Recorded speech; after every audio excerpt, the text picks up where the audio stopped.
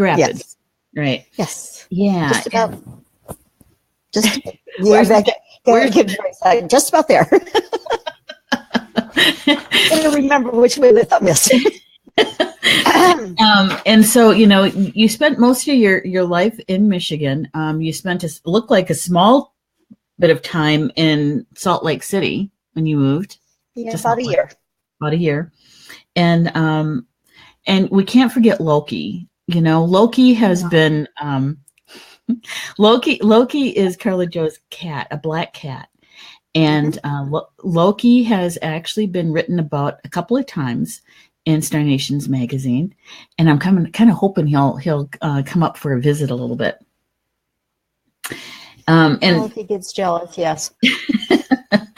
And it looks like you have hobbies that, of course, reading. Come on, that's everybody's hobby in Star Nations. We read a lot.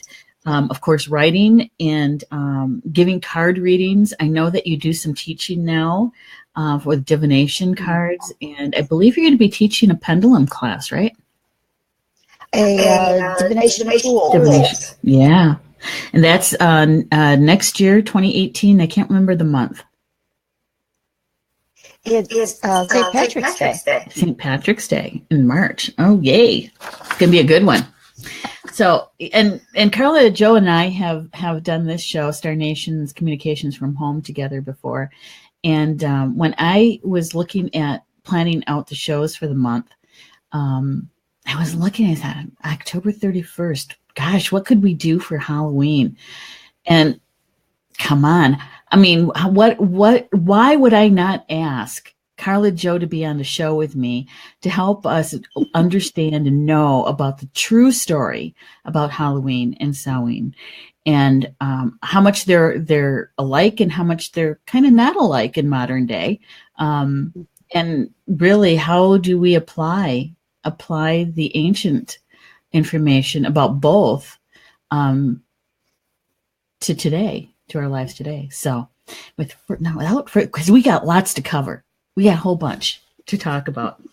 So the first thing I want to ask you, Carla Jo, that in here, I've got something here I want to show. Got a picture.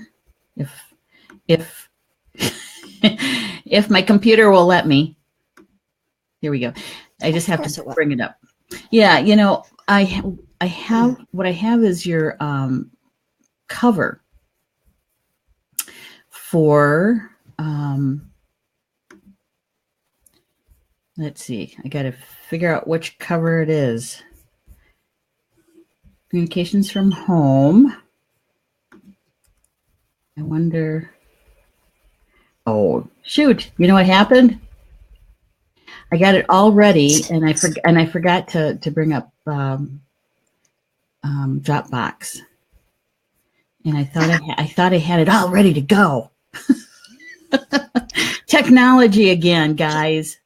All right. So while I look for this, I would like to know a little bit about something that you open up your articles with every month. You have a phrase about merry meet. And I was hoping that you could use that phrase and explain that to us so that we know that what we're entering into when we start talking about this topic. Okay. The whole phrase is merry meet, merry part, and merry meet again. And the last part, of course, I close my articles with. But it's what you say when you're meeting someone. It's just happy to meet you, happy to see you, basically. And then I welcome you to my circle, which is what I asked, starting because it's me, starting with the west to the north, to the east, to the south, calling in the quarters, the guardians, and I asked my guides and angels and whoever needs to be there to be with me while I write the article for the month.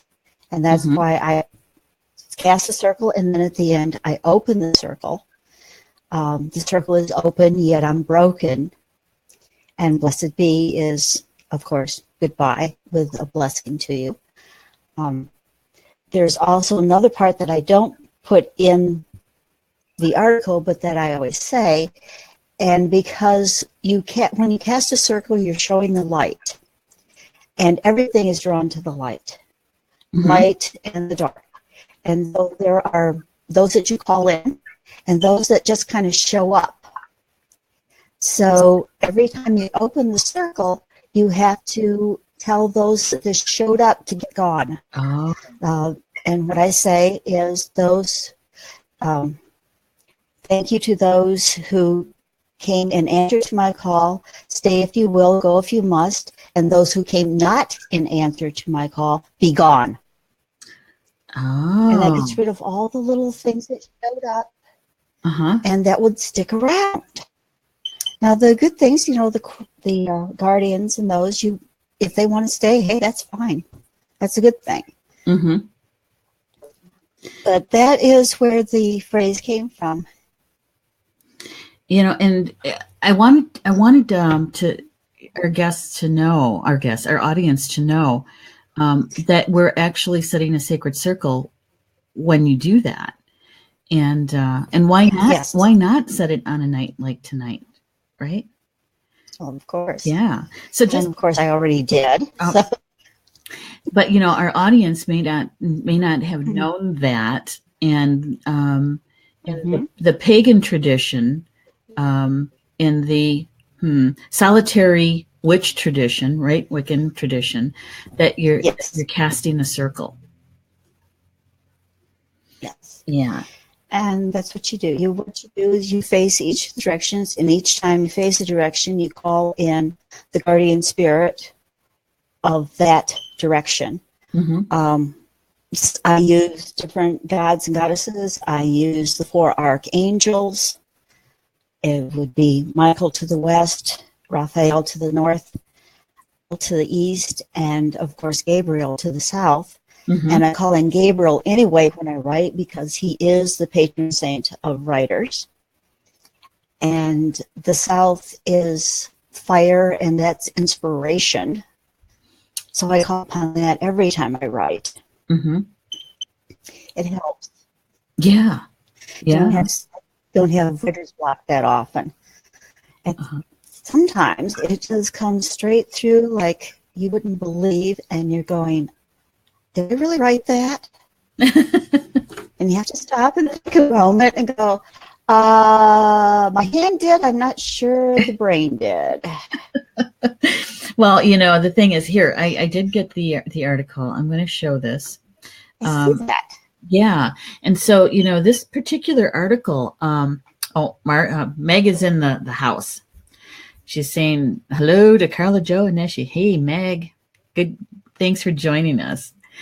We're talking about Carla Jo's article in the October issue. And it was one of the featured articles, highlighted, I should say. And I chose this particular picture for your article because of what you wrote about. And so, the cauldron is really a very important piece to the ceremonies, wouldn't you say? Yes, the cauldron holds, it can hold one of the elements, water. But it is symbolic of what we're doing. You put everything into the cauldron, and the smoke rises, and it comes back out and does what you need it to do.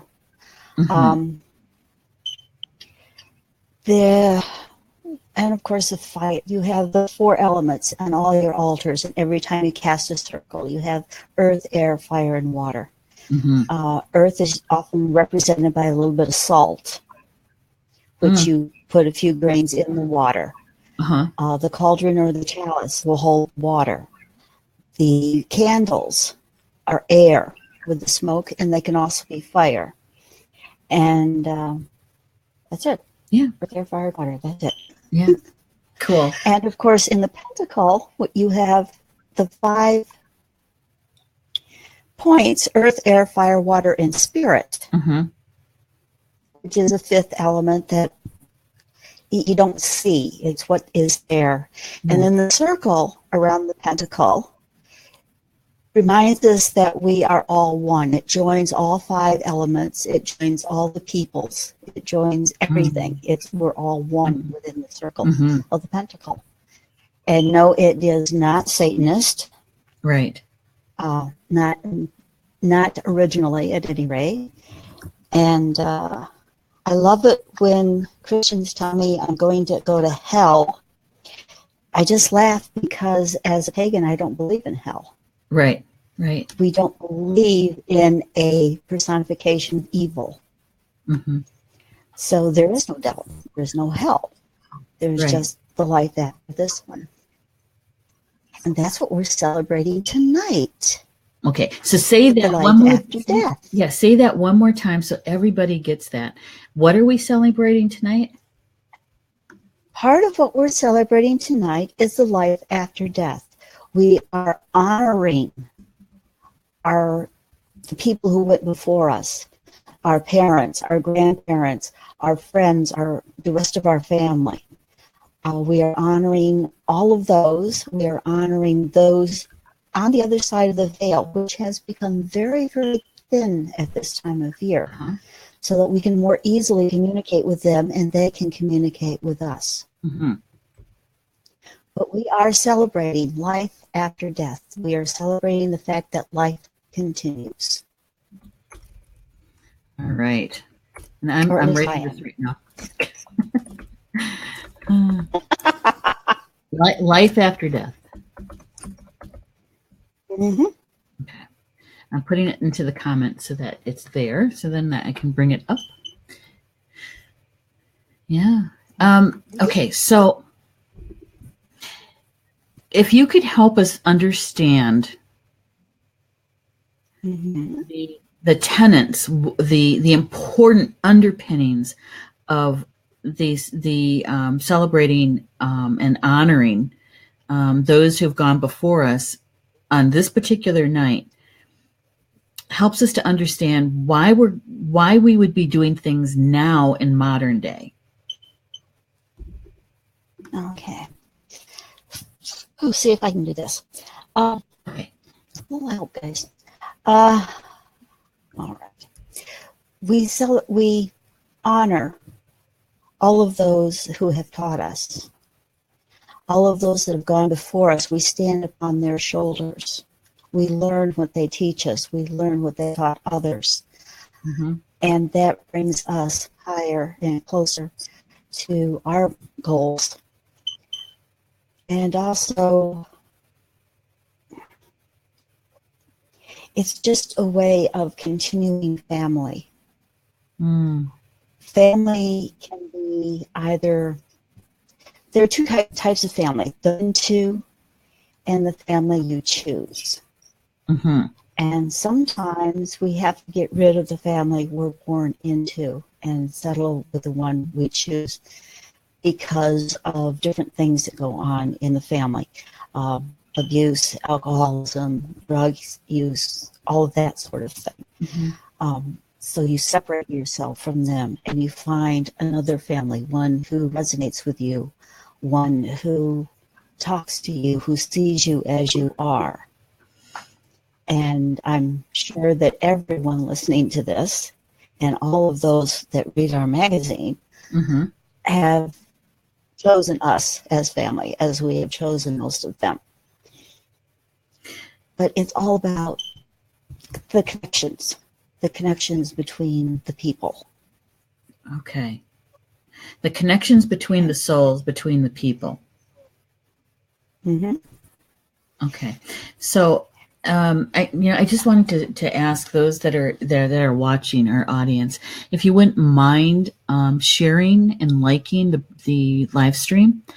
I know people are busy tonight because it is Halloween, and so they get busy and they were going to listen or watch or whatever. So if you wouldn't mind liking and sharing the broadcast, I really would appreciate it. We would appreciate it. Because there is some really good information about what we're doing tonight, and why do we do it on this particular night? Why this night compared to other nights? Okay, why this night? Because the veil between the worlds is the thinnest. And we're not just talking about the world of the living versus the world of the dead, but there are all the other dimensional worlds. We're all in a line at this time of year. And the veil is very, very thin. We can talk to them. They can most easily cross over and talk to us. Mm-hmm.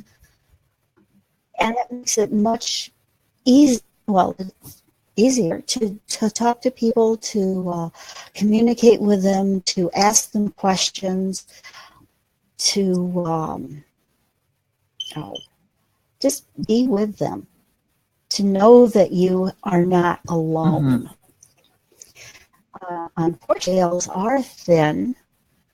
Those that we don't want can also cross.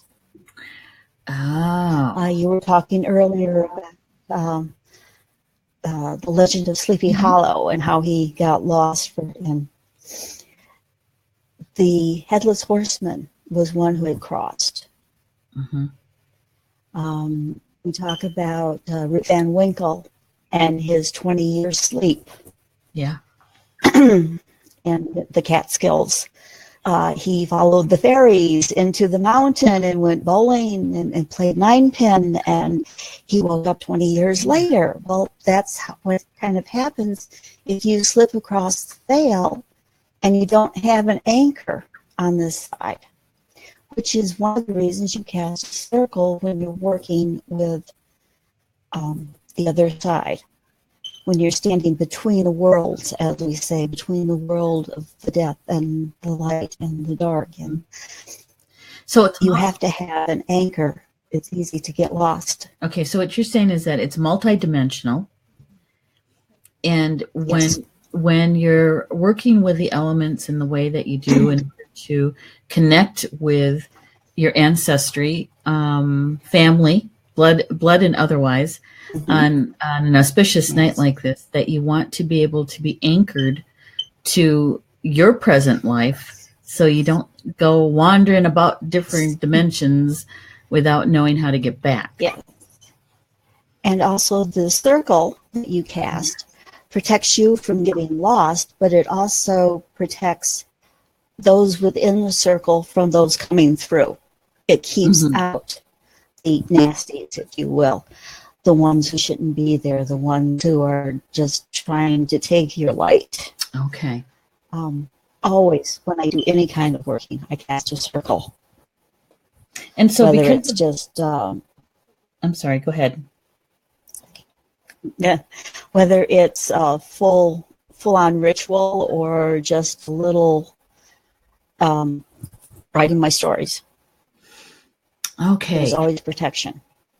Well, what I was going to ask you is, because the veil is so thin on this evening, Yes, that let's just say the doors open to many dimensions, and anything or anyone is allowed to go back and forth, correct? right. And so that's why you cast the circle, so that you know that what you're going to be doing is protected, and you invite in. It's a boundary. It's a boundary. Yes, very much so. Yeah. So in the old days, because Halloween came to the United States from Europe, because Native people, we didn't have Halloween. Yes. You get that this came over with the European settlers. And so how did this all get started in Europe? Okay, the story I've heard is that it actually started in Ireland about 1,000 years ago. And it was, a lot of things went on. The Druids, of course, were part of it, and the nature religion, and they talked about, they worshiped the oak, and the mistletoe was sacred because that feeds on the oak. And there's a story about a man named Stingy Jack, from which we get our jack-o'-lanterns, who was so stingy that the devil came to see him. Well, and he talked the devil into going to the pub. And since Jack was so stingy and he didn't carry any money, he talked the devil into turning into a coin so that they could pay for their drinks. And of course, that upset the devil. Well, came back and Jack tricked him again. So finally, Jack dies. And he goes up to the gates of heaven, and St. Peter says, "No way. Down you go." Well, he gets down to the gates of hell, and Satan says, "No, you've tricked me too many times." But he reached over, and Jack's going, "Well, what am I going to do? And devil says, "You're going to be out here between the worlds. You're going to be walking out there." Devil says, and Jack says, "Well, it's dark." So devil says, "Okay." He reaches over and he pulls out an ember from the fires of hell, and he hands it to Jack. Well, it starts to burn Jack's hand a little bit, and he finds a turnip, and he carves it out, and he puts the ember in there. Got our jack-o'-lanterns. That's Jack. Will-o'-the-wisp is Jack finding his way through the darkness between the worlds. But also, we talk about Halloween, we talk about trick-or-treating. We dress up. As anything, everything, whatever. Back then, lovely Mardi Gras mask. I like that. That's the only thing I had. That's the only thing I had. But back then, with the things coming through the veil, you had to protect yourself. Up like them, so they would think that you were one of them, and they would leave you alone. They wouldn't try to steal your soul. They wouldn't try to trick you or take you down to hell. And that's why we still dress up. We've lost the why and the candy, the candy and the tricks that we do. Back then, at that time especially, since it was getting onto the dark, getting onto the cold of the year, the poor for food, especially on this night, and the housekeepers would bake what they called soul cakes. Soul cakes. And those were soul cakes, SOULCAKES. And that's what they would give to those who came begging. And, of course, now it's become the candy. And if you didn't have any soul, well, they might play a little trick on you. That's where the trick came in. That's where the tricks came in. They would possibly put out your candles. They would dump some dirt where it shouldn't be, or just things of that sort, just to let you know that you didn't do what you were supposed to do. In fact, it was said that it wasn't the poor that did this, it was the little folk. Oh, the wee folk. The leprechauns. Oh, the wee folk. The little people. Because you weren't nice to the other people that you should be taking care of. Because back then, of course, everybody took care of everybody else in the village. It did take a village to raise a child. And everyone knew this. The candy and the tricks. And I think what about the bonfire? Because I know that the bonfire. Yes, there were two.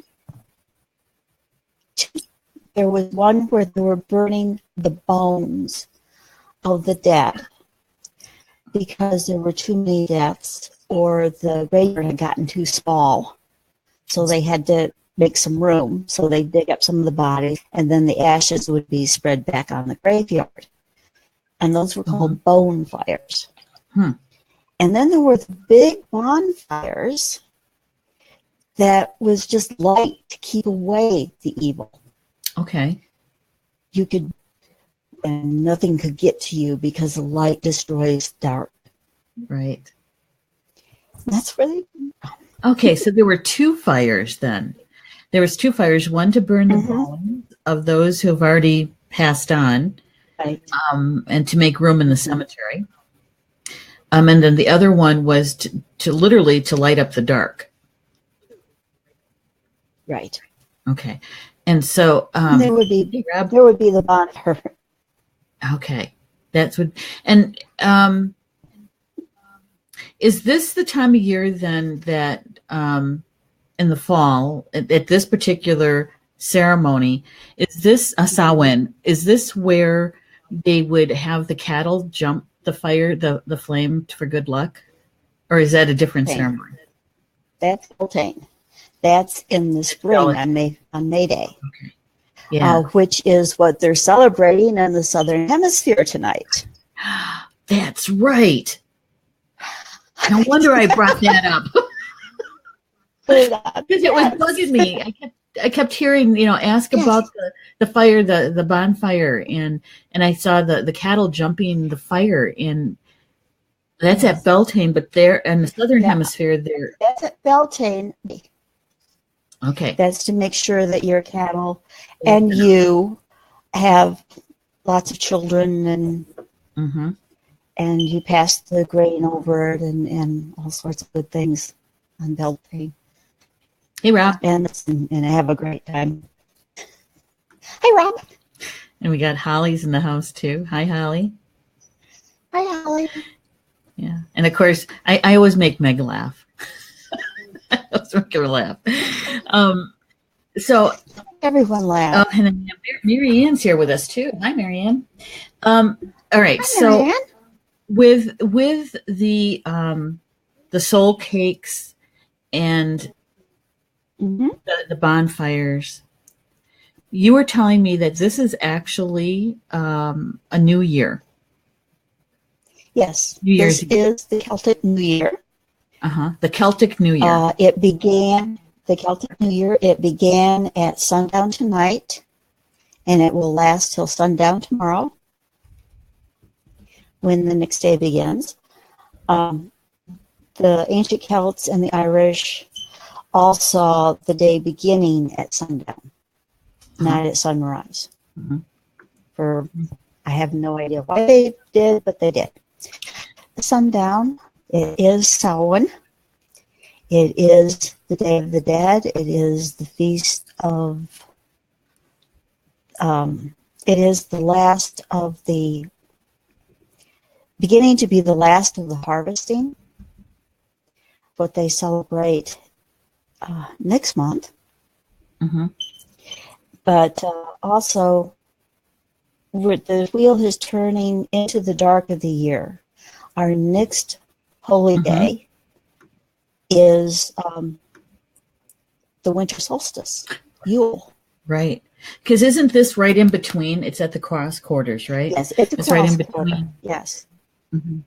Yeah, there are 8 spokes on the wheel of the year. 4 of them are the solstices and the equinoxes. And those are the cross quarters, which are like Samhain and Beltane, Lammas, and May Day. Yeah. We call it Groundhog Day now. St. Bridget's Day.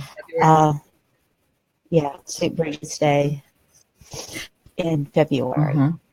Every there's a holy day. There's a reason to celebrate every 6 weeks. Yes, there 6 weeks. Always every 6 to get together and have good food and laugh and talk. Well, don't you celebrate? It's a celebration of life, drinking, right? It's a celebration of endings and beginnings. It's a celebration of that life and death. Especially, as the new year. Right, as the new year, it is another. It's a good time if you've been carrying around a lot of junk, either physical, mental, spiritual, to get rid of it. Yeah. And start over. And because it is the dark of the year and we're looking toward each day getting a little shorter, each night getting a little longer. Mm-hmm. It's a time of burning the bonfires and just getting together and gathering up what we need for the bad season. That's why the poor would go out by these times. And yes, Mm-hmm. the Irish Hen Party, like no other, we are very, very good at it. It's true, though. There is It is there true. is the reason to celebrate. There is the reason to celebrate life. And especially, Yes. most people, I would say, wouldn't know that this is a new year. This is a Celtic Irish New Year. And that Right. everything that here in the States that we would do at New Year's Eve in December, Mm-hmm. all those ceremonies about looking to the past and what did we learn, what are we going to let go, what are we going to keep, what are we going to bring in. And That's that's what you what could you're be doing doing. tonight. That's what we'll be doing tonight. Yes. Mm-hmm. Another tradition of Samhain was the dumb or mute meal, Uh-huh. which you would set a plate for one who had passed during the past year, Mm-hmm. and you would prepare their favorite foods. They would have their plate at the table, Mm-hmm. and there are little foods on there, just like we would do a spirit plate Yeah. for Mm-hmm. Gathering Little Thunder. yeah. Mm-hmm. Um, and then you would sit down, the entire family would sit down, and not a word would be spoken during. That's why it was Oh. called a mute meal. You Mm-hmm. were thinking about those that had passed. You were thinking about what you were going to let go and what you were going to do. And so that was a very quiet time to Mm-hmm. go out and celebrate. Knowing the Oh, Irish, I'm sure. yeah, but that's a very conscious, intentional Yes, way to be able to have a yes, meal with those who have walked on, is what we would say in my culture. And we do the mhm, same thing. It's just at a different time of year. And I was just thinking, the Day of the Dead, Dios de los yes. Muertos. I think I said that right. Um, which is tonight as That's yeah. well. And they celebrate Mm-hmm. that tradition. They celebrate their ancestors too, and have a beautiful altar, and the foods that their loved ones would have enjoyed. So they have a meal with Mm-hmm. them. Um, yeah. And done in the cemetery. Uh-huh. Yeah. Uh, and they have a little sugar skull candy and all Yeah. A kinds little of good tequila. stuff. A little tequila. Yeah. A little tequila, yeah, a little tequila on the grave, a little A little tequila for me. Yeah. Modelo. Yeah. It's, how do I want to say this? I think Maya Angelou, Dr. Angelou, said it best: is that we are more alike than we are different. And it's times like this when we're Yeah. trying to understand an ancient tradition, an ancient ceremonies, that we can use today, and how does it fit into modern time. And what we're finding is that it's celebrated maybe just slightly different all over the world, and it could be Mm-hmm. maybe at different times, but the premise, the intention is the same. Yes, it is. And sometimes vibrations themselves are very, very similar, even half a world away. Mm-hmm. Yeah. We all talk to our ancestors. Right. And it's not so much of, he ain't great where to put that necklace. We talk to them to ask what's going on, what we can do in the family, how we can help other people. Mm-hmm. This is a good time if you are into divination, cards, Uh-huh. or your pendulum, Mm-hmm. or whatever else you use, the scrying mirror, the pool of water, Mm-hmm. and just see what spirit has to say to you. Then communication is very easy and very quick at this time. Mm-hmm. Yeah. But always protect yourself. Always. Always surround yourself with white light. Always. You know, if you don't cast circles, if you don't know how to do that, you can always surround yourself with white light. And as you talk to your ancestors, as you ask them for information to understand, to celebrate them and everything that they've done for you to be here, literally, you know, you can always do that. You can light a candle for them, right? Right, Meg, you can always light a candle for them. Oh, yes. Oh, here, Meg's saying something pretty profound here. She's saying, yes, Neshi, we are more alike than different. Why do we judge things we just never really had the opportunity to truly understand? That fact that Maya Angelou is eloquently shared with us. Yeah, it's one of my favorite quotes from her. Yes. So one of the things that you've said a couple of times, and I know that we're running over time, but gosh darn it, this is a great topic to sit and chat about. One of the things that you've said a couple of times is that the veil is very thin on this particular evening.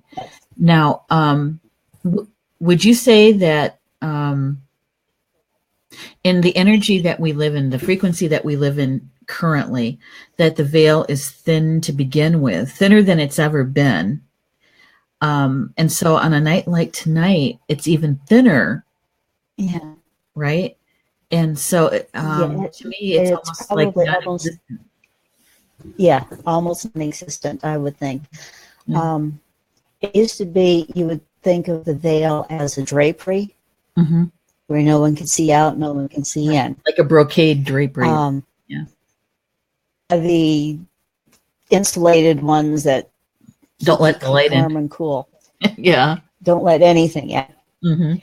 Don't let the light in, don't let the light out. I see them now more as shears.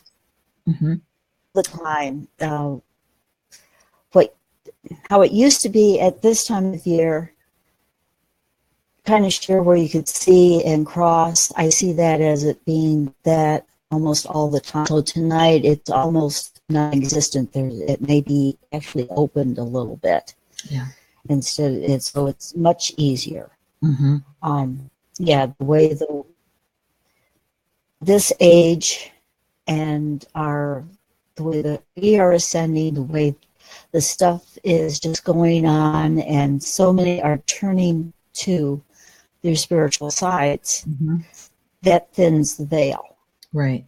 Or at least that's how I see it. No, I agree. How the experts do, I don't know. Yeah.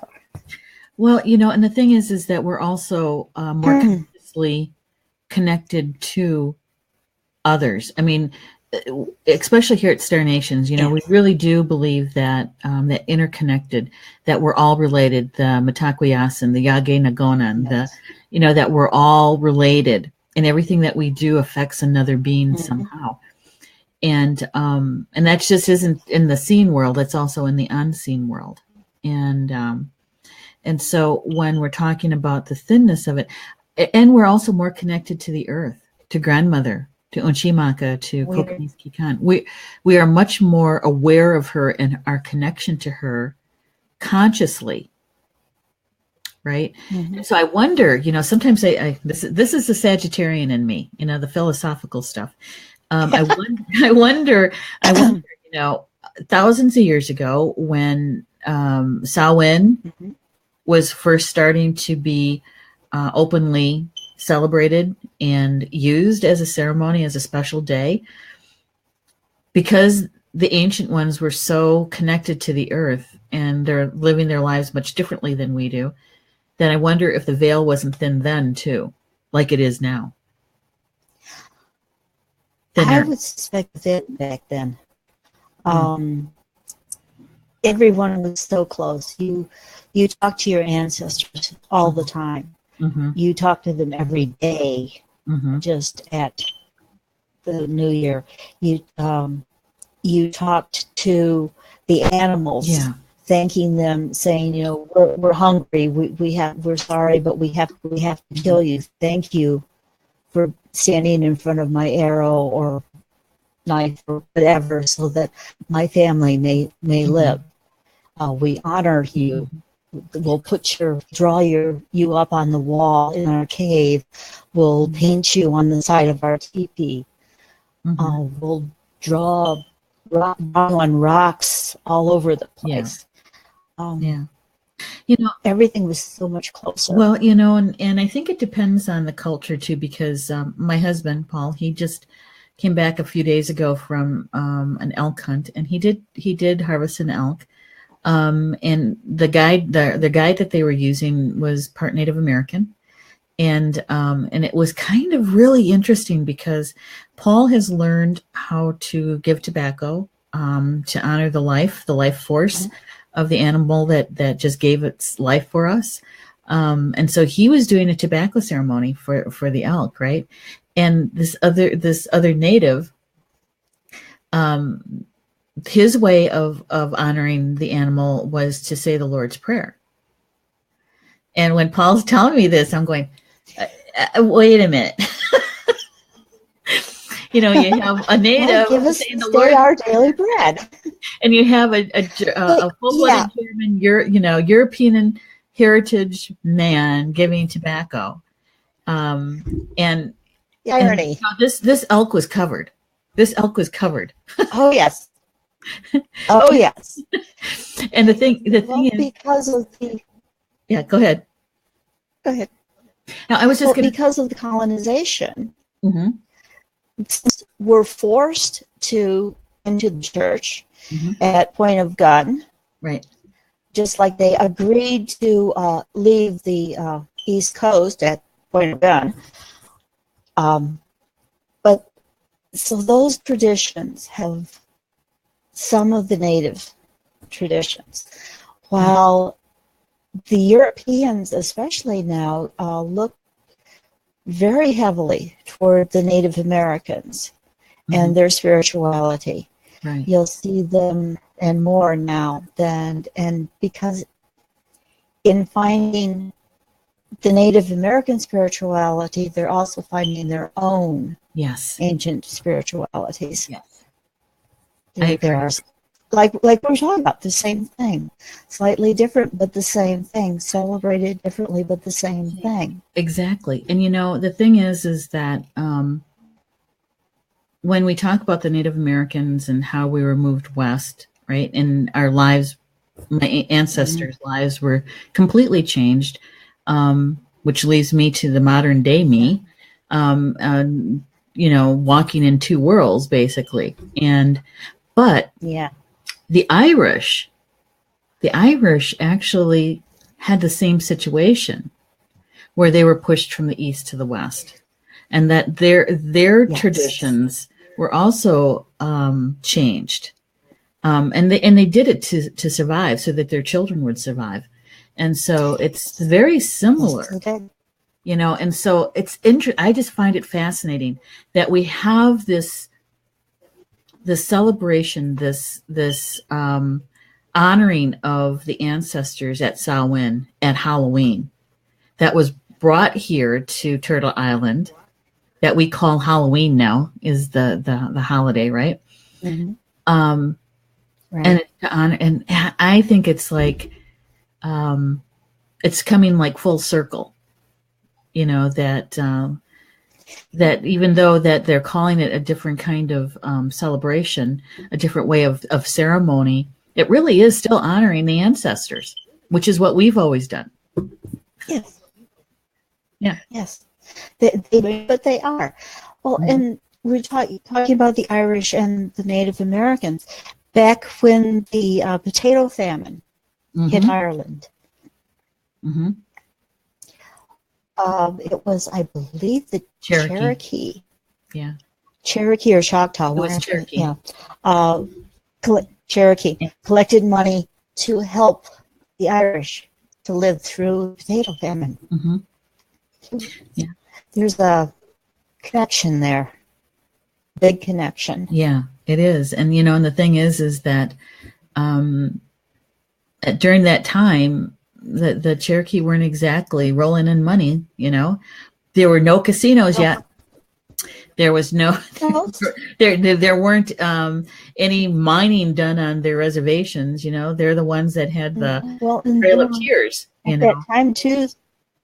Yes, they were at that time too, fighting to stay on their land in the east and not be thrown to the west. yeah, yeah, They lost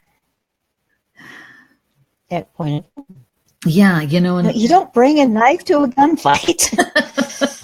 well, no, you know, we do. That's We what- bring that's what prayer. We happened. bring prayer to the fight. Yeah, And, we bring prayer now. yeah, we do. I mean, okay, so we're talking about Samhain, and we're talking about Halloween. Yes. And the ancient derivative, the Yes. ancientness of that, those two things. I asked you a question not too long ago, and I have to check the time. Okay, this is a quick one. I asked you about the difference between Halloween and Samhain, and you told me,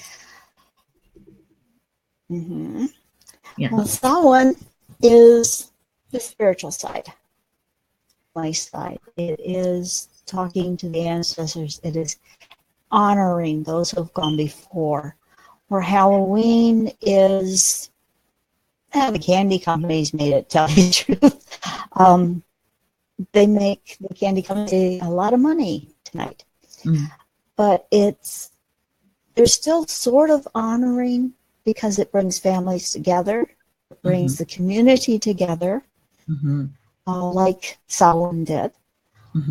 Those who have their big bonfires and they don't realize where that came from, but they have the big bonfire. They dress as ghosts and devils, as we did back then. Now they're just because it's fun, and then it was to save ourselves from. So it is all, it's the same, but it's different. The traditions have come down without their meaning, but the meaning is still known in the hearts of those who are celebrating this. Yeah. Really like Halloween, have a connection to their ancestors or to their past lives, if you will, at that time. So they know what's going on. Deep in their heart, they know what's going on. Know consciously. Right. Minnie is saying, hi, ladies, happy Samhain. Hi, lady. Yeah, you know, that and it's the Irish, ancient Irish New Year's. And, you know, I've talked about this before, and some people might not recall or weren't part of that chat that we were having. But my father-in-law passed away. He walked on 21 years ago tonight at midnight. Ooh. Yeah. I remember driving back. I was living up north at the time, northeast central part of the state, up near Green Bay. And I remember driving from Madison back home because I had done, I think it was 2 interviews for 2 different positions with the state government. And I was driving back and I felt like, you know, I really needed to get home, right? And I'm talking to my spiritual team and I'm saying, okay, you guys, you know, whatever you can do, not tonight. You know, if he's going to walk on, please, not tonight, tomorrow. Because it would be a stigma kind of thing for his grandchildren that their grandfather, their Opa, you know, died on Halloween night.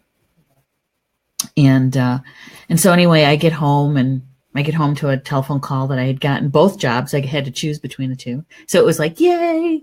And then 2 minutes later, I get a telephone call from my mother-in-law saying things aren't good. Can you come? And so Paul and I went over and we spent the evening there. And my father-in-law did pass away that night. Although, because we also do the time change at that time, that year we did. And so he would have had time. If we didn't turn the clocks back, he would have died on November 1st. but because we turned the clocks back, his time of death was on October 31st. Yeah. You can't plan that stuff out, you know.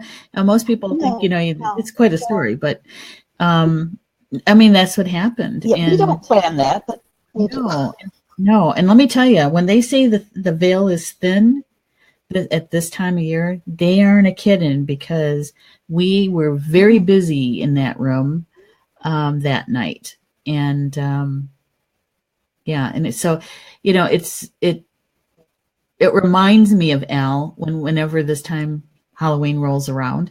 But we also celebrate the time that we had with him, and what he brought to his family and to his children, and to his grandchildren. Mm-hmm. But 21 years, 21 years ago. So long time. My mother-in-law, who's still living, she's 84, and so we've been dealing a lot with mother stuff, elderly stuff this past week.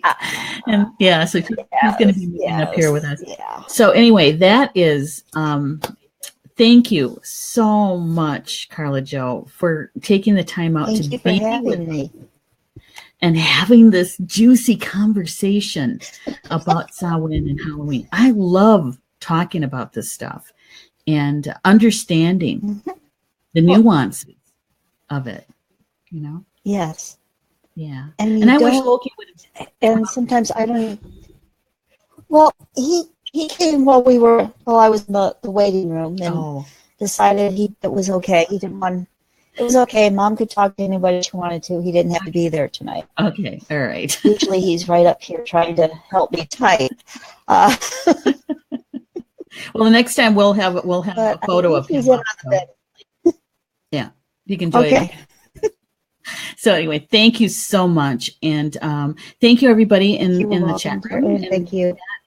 And those who will be watching the recorded show, thank you so much. Have a wonderful celebration of your ancestors tonight, and really, you know, if you got some Celtic Irish heritage, you'll be celebrating the New Year tonight too. So, happy holidays! Hey. Yeah. Hey. All right. Good night, everybody. We'll see you again next week for Star Nation's Communications from Home. And next week, I believe my guest is Julie Hedges. And you know what we're going to be talking about next week is we're going to be talking about astrology and the Saturn return. Mm-hmm.